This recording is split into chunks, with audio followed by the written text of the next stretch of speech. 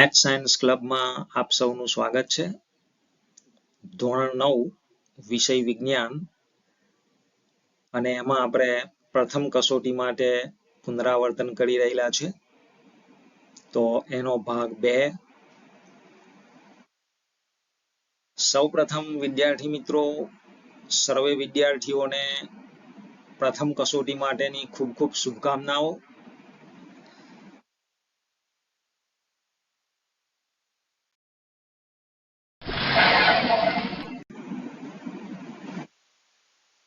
તો વિદ્યાર્થી મિત્રો, પ્રસ્તુત વિડીયોમાં આપણે 2021 પ્રથમ પરીક્ષા અને 2022ની પ્રથમ પરીક્ષાના બંને પેપરોના વિભાગ એના ઓબ્જેક્ટિવ પ્રશ્નોનું પુનરાવર્તન કરીશું.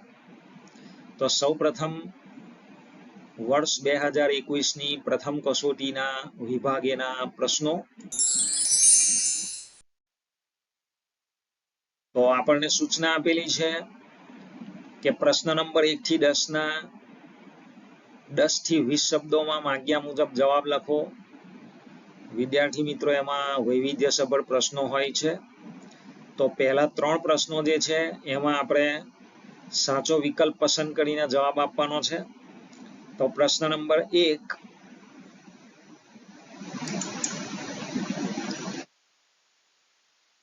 -25°C, 38°C અને 66°C તાપમાનને કેલ્વિન માપક્રમમાં રૂપાંતર કરતા તાપમાનનો સાચો ક્રમ ખાલી જગ્યા હશે.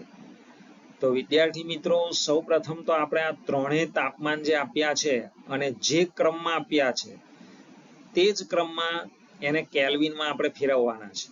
તો ચેપ્ટર નંબર 1 નો પ્રશ્ન છે અને આપણે શીખેલા છે કે કોઈ પણ સેલ્સિયસ માપક્રમને જો કેલ્વિનમાં ફેરવવું હોય તો એમાં આપણે 273 ઉમેરવા પડે. તો તમે અહીંયા ગણતરી દર્શાવેલી છે, જોઈ શકો છો. સૌપ્રથમ 25°C છે, તો એને કેલ્વિનમાં ફેરવવા માટે 25 + 273 એટલે 298 કેલ્વિન થશે. તે જ પ્રમાણે બીજો તાપમાનનો માપ આપ્યું છે 38°C. તો 38 + 273 કરીશું તો 311 કેલ્વિન મળશે આપણને તાપમાન. અને ત્રીજો માપક્રમ આપ્યો છે 66°C. તો આપણે 66માં 273 ઉમેરીશું તો આપણને મળશે 339 કેલ્વિન. તો આમ ક્રમમાં જોઈએ તો 298 કેલ્વિન, 311 કેલ્વિન અને 339 કેલ્વિન. તો વિકલ્પ એ માં આ ક્રમ આપણને જોવા મળે છે. તો વિકલ્પ એ સાચો જવાબ છે. પ્રશ્ન નંબર 2 એ ચેપ્ટર 2 માંથી પૂછ્યો છે, પરંતુ જે ટોપિક માંથી પૂછ્યો છે એ તમારા કોર્સમાંથી નીકળી ગયો છે, એટલે આપણે એની ચર્ચા કરતા નથી. હવે ચેપ્ટર નંબર 3 પર આવીશું કે નીચેના પૈકી કોની ફરતે એક સ્થળીય આવરણ હોય છે, એટલે કે એક જ પડનું આવરણ જોવા મળે. તો સાચો જવાબ છે રસધાની. રસધાનીની ફરતે એક સ્થળીય આવરણ જોવા મળે છે.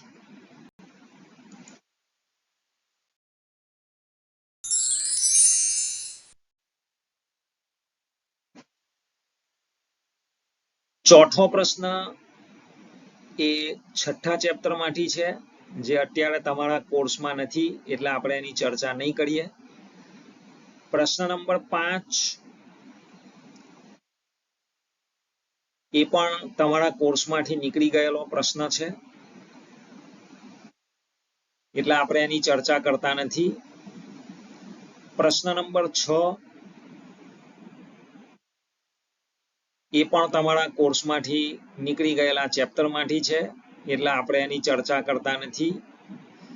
પ્રશ્ન નંબર 7 એ ચેપ્ટર 6 માંથી છે, જે અત્યારે પ્રથમ કસોટીના કોર્સમાં નથી, એટલે આપણે એની ચર્ચા નથી કરતા. તો પ્રશ્ન નંબર 8 એ તમને ચેપ્ટર નંબર 8 માંથી પૂછેલો છે. ચેપ્ટર નંબર 7 માંથી પૂછ્યો છે, ગતિમાંથી યોગ્ય જોડકા જોડો. તો વિભાગ એમાં આપણને 2 વિગત આપી છે. નંબર 1, નિયમિત વર્તુળમય ગતિ અને નંબર 2 મુક્ત પતન પામતા પથ્થરની ગતિ. અને વિભાગ બી માં આપણને વિગત આપી છે એ અચળ વેગ, બી અચળ ઝડપ, સી અચળ પ્રવેગ. તો વિદ્યાર્થી મિત્રો સાચા જવાબો છે નિયમિત વર્તુળમય ગતિ એ અચળ ઝડપ કહેવાય અને મુક્ત પતન પામતા પથ્થરની ગતિ એ અચળ પ્રવેગ કહેવાય, એટલે કે અચળ પ્રવેગી ગતિ કહેવાય. તો નંબર 1 ની સાથે બી જોડાય અને નંબર 2 ની સાથે સી જોડાશે.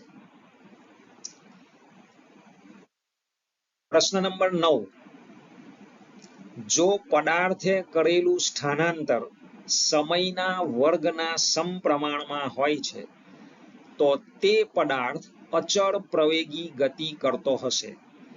તો આ પ્રશ્ન પણ ચેપ્ટર નંબર 7 ગતિમાંથી પૂછ્યો છે. તો આપેલું વિધાન ખોટું છે. પદાર્થે કરેલું સ્થાનાંતર સમયના વર્ગના સમપ્રમાણમાં હોય તો તે પદાર્થ અચળ પ્રવેગી ગતિ કરશે નહીં.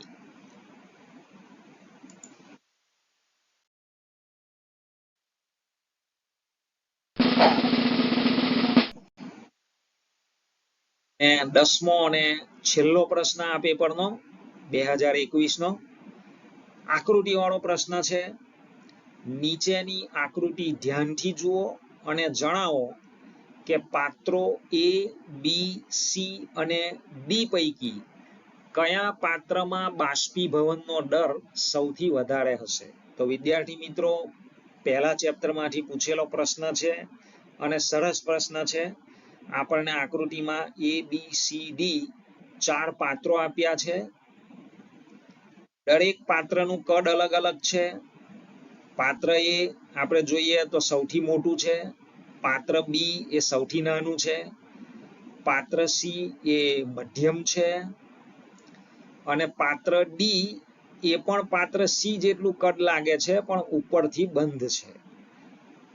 બીજી એક બાબત છે કે પાત્ર સી ના ઉપર ફરતો પંખો આપ્યો છે, એટલે કે પંખો ચાલુ છે. તો આપણને અહીંયા પ્રશ્ન પૂછ્યો છે કે આ 4 પાત્રોમાંથી બાષ્પીભવનનો દર સૌથી વધારે કયા પાત્રમાં હશે, એટલે કે સૌથી વધારે બાષ્પીભવન કયા પાત્રમાંથી થશે આ 4 માંથી.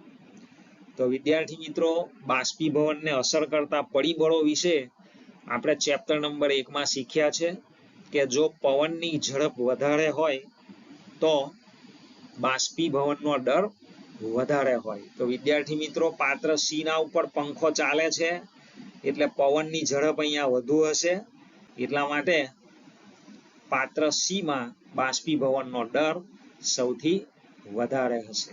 એટલે વિકલ્પ સી એ સાચો જવાબ છે.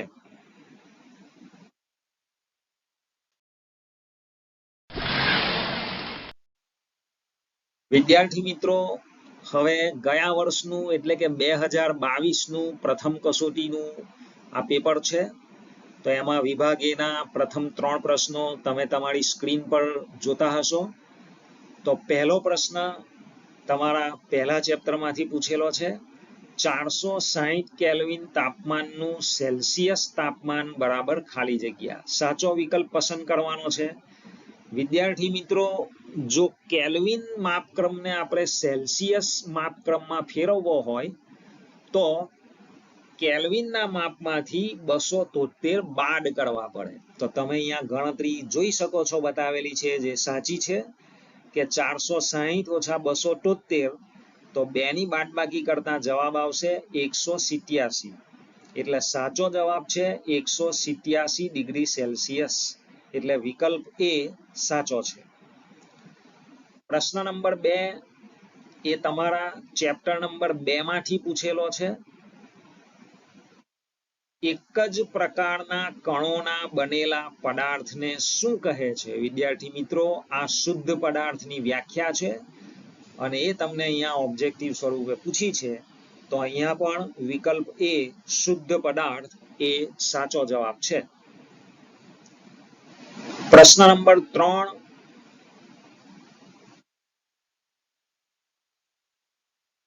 એ આપણને 5મા ચેપ્ટરમાંથી પૂછ્યો છે કે નીચેના પૈકી કોની ફરતે એક સ્તરીય આવરણ હોય છે? તો વિદ્યાર્થી મિત્રો સાચો જવાબ છે રસધાની. અહીંયા જે લાઇસોઝોમ વિકલ્પ પસંદ કર્યો છે એ ખોટો છે. સાચો જવાબ છે રસધાનીના ફરતે એક સ્તરીય આવરણ હોય છે.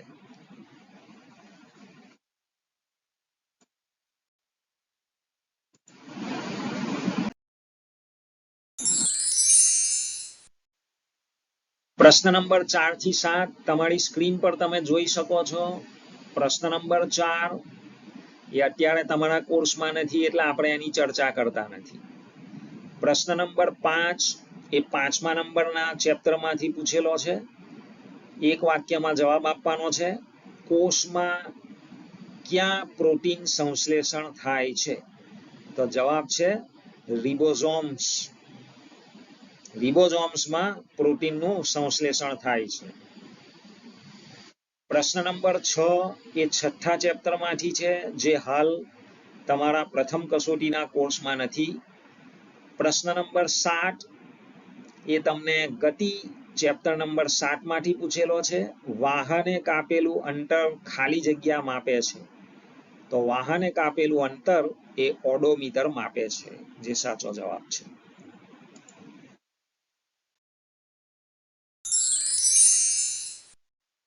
પ્રશ્ન નંબર 8 થી 10. તો પ્રશ્ન નંબર 8 આપણને જોડકા સ્વરૂપે પૂછેલો પ્રશ્ન છે. તો આ બંને જોડકા આપણને ચેપ્ટર નંબર 8 માંથી પૂછેલા છે, બળ અને ગતિના નિયમો. તો વિભાગ એ માં આપણને બે વિગતો આપી છે. વિગત નંબર 1, જે બળથી પદાર્થની સ્થિર કે ગતિમાન અવસ્થામાં ફેરફાર થતો નથી, તો એવા બળને શું કહેવામાં આવે? વિભાગ બી માં જુદા જુદા બળ આપ્યા છે. વિભાગ એ ની બીજી વિગત છે, જે બળથી પદાર્થની સ્થિર કે ગતિમાન અવસ્થામાં ફેરફાર થાય છે, તો એ બળ કયા પ્રકારનું બળ કહેવાય છે? તો હવે વિભાગ બી ની વિગતો જોઈશું. તો નંબર એ સંતુલિત બળ, નંબર બી સંપર્ક બળ અને નંબર સી અસંતુલિત બળ. તો પહેલી વિગત છે, જે બળથી પદાર્થની સ્થિર કે ગતિમાન અવસ્થામાં ફેરફાર થતો નથી તેવા બળને સંતુલિત બળ કહે છે. તો એકની સાથે એ જોડાશે. વિગત નંબર 2, જે બળથી પદાર્થની સ્થિર કે ગતિમાન અવસ્થામાં ફેરફાર થાય છે, તો એવા બળને અસંતુલિત બળ કહે છે. તો 2 ની સાથે સી જોડાશે.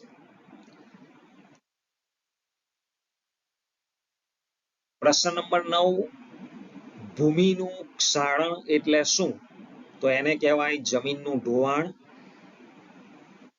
પ્રશ્ન નંબર 10 એ ચેપ્ટર 2 માંથી છે, પણ આ ટોપિક માંથી જે પ્રશ્ન પૂછેલો છે એ ટોપિક તમારા કોર્સમાંથી નીકળી ગયેલો છે, એટલે આપણે એની ચર્ચા કરતા નથી.